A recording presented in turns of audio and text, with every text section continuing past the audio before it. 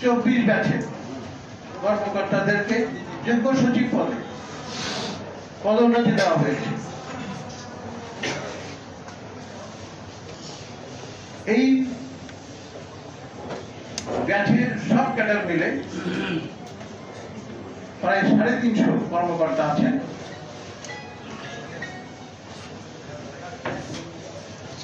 তাদের মধ্য থেকে 185 জনকে পদোন্নতি বঞ্চিত করা হয়েছে এবং এই ব্যাচের সর্বকনিষ্ঠ মেধা তালিকায়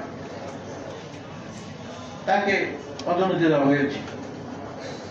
তাহলে মাস থেকে যে 185 জনকে বাদ দেওয়া হলো, কি কারণে বাদ দেওয়া হলো, আমরা অবশ্যই এর যুক্তিযুক্ত ব্যাখ্যা চাই।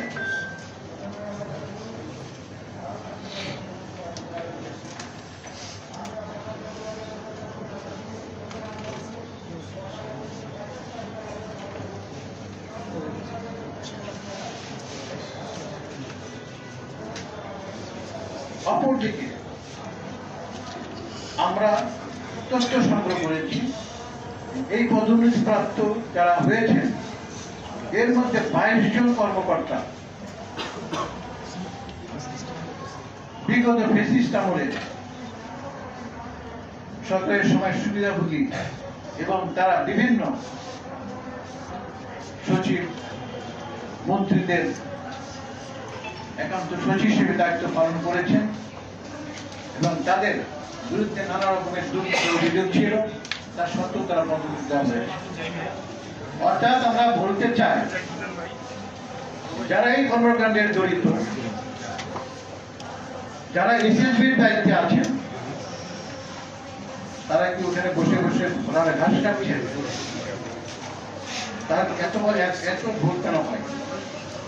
22 জন কর্মকর্তা ফ্যাসিস্ট সরকারের সহযোগী দোষক তারা পদোন্নতি পায়, আর 185 জন কর্মকর্তা কি কারণে পদোন্নতি বঞ্চিত হয়?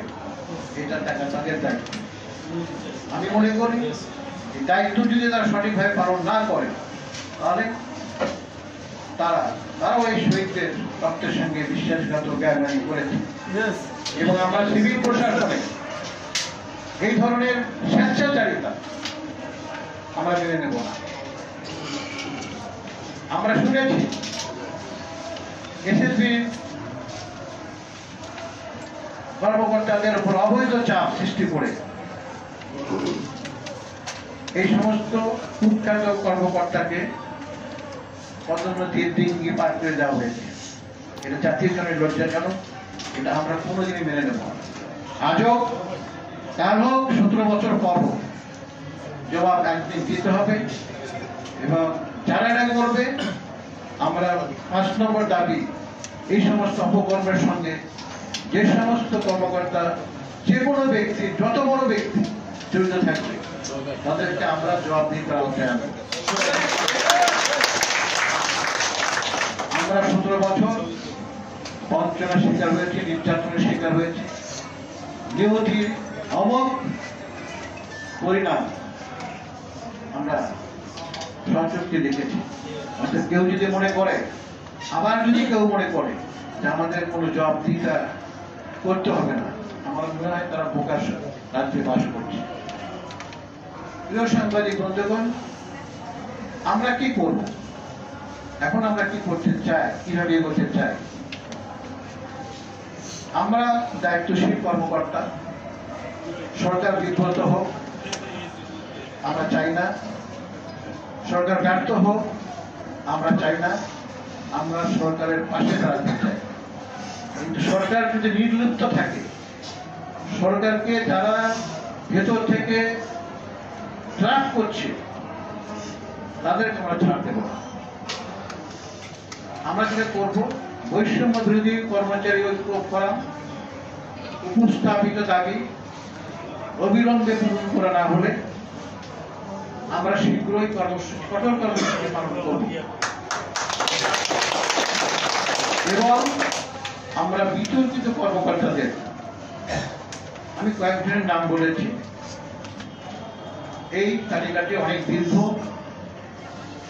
এই তালিকাটি সরকারের কাছে আছে, সরকার নিজেদের বিভিন্ন এজেন্সির মাধ্যমে তৈরি করেছে, কিন্তু বগল দাবা করে রেখেছে। এই বগল দাবাটা এই প্যান্ডেলম বক্সটা খুলতে হবে, জাতিকে জানাতে হবে তোমরা যে তৈরি করেছো, আমরা যে তৈরি করেছি, মোরাললেস সেল।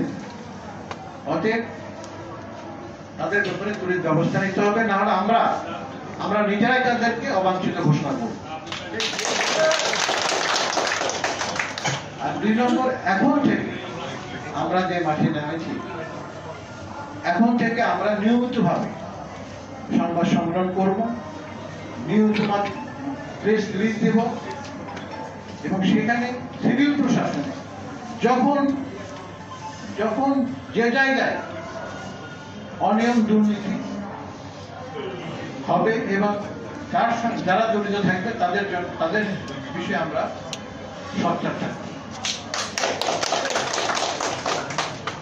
প্রিয় সাংবাদিক বন্ধুরা, পরিশেষে আমরা বিনয়ের সাথে বলতে চাই এবং আপনাদের মাধ্যমে দেশবাসীকে জানাতে চাই যে প্রশাসন থেকে আওয়ামী আস্থাভাজন, দলদাস, সুবিধাভোগী কর্মকর্তাদের অপসারণ করতে না পারলে একদিকে যেমন স্বচ্ছতা ও জবাবদিহিতামূলক প্রশাসন গড়ে তোলা যাবে না, অন্যদিকে পেশাদারিত্ব ও বুদ্ধিবৃত্তিক আমলাতন্ত্র প্রতিষ্ঠা করা সম্ভব হবে না। সেক্ষেত্রে দক্ষ, সৎ, দলনিরপেক্ষ, যোগ্য ও কর্মঠ কর্মকর্তাদেরকে সমগ্র প্রশাসন ব্যবস্থাকে ঢেলে সাজাতে হবে।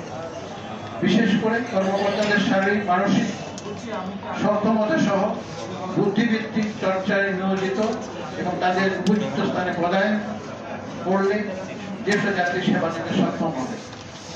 জনগণের প্রতি সরকারের যে অঙ্গীকার, সেই অঙ্গীকারগুলো বাস্তবায়নের জন্য সরকারের নিজস্ব লোকের প্রয়োজন হবে। প্রশাসনের মধ্যে লুকিয়ে থাকা ফ্যাসিস্ট সরকারের সুবিধাভোগী, চক্রান্তকারী এবং ষড়যন্ত্রকারী দিয়ে সরকারের প্রতিষ্ঠিত সংস্কার এবং উদ্যোগগুলো যথাযথ বাস্তবায়ন করা সম্ভব হবে না। বরং যে সমস্ত কর্মকর্তা সরকারের প্রতি আনুগত্যশীল, সৎ ও দক্ষ, তাদেরকে কাজে লাগাতে হবে। যারা বর্তমান সরকারের মন মানসিকতা উপলব্ধিতে সক্ষম হবেন এবং রাষ্ট্র কাঠামোর প্রাথমিক সংস্কার সাধনে তৎপর হয়ে একটি আদর্শ গণতান্ত্রিক রাষ্ট্র গঠনের ক্ষেত্রে রাজনৈতিক দল, আমলাতন্ত্র ও সামাজিক সংগঠকদের ন্যায় পথে পরিচালিত হতে মূল্যবান দিক নির্দেশনা রেখে যাবে। কেননা অসীম সম্ভাবনার এই দেশকে আমরা ব্যর্থ হতে দিতে পারি না। আমরা ডক্টর ইউনূস সরকারের সাফল্য কামনা করি এবং